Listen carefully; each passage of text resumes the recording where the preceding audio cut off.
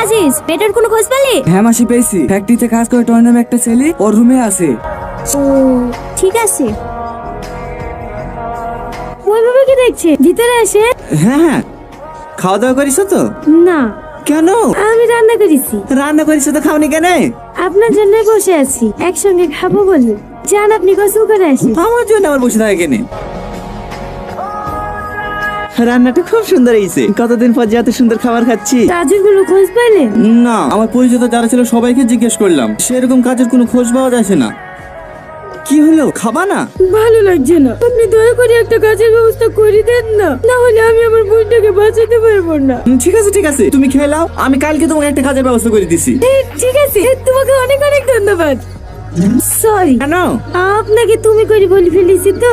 আপনি ডাকতে কেমন পর পর লাগে, তুমি আমাকে তুমি করে বলো। ঠিক আছে।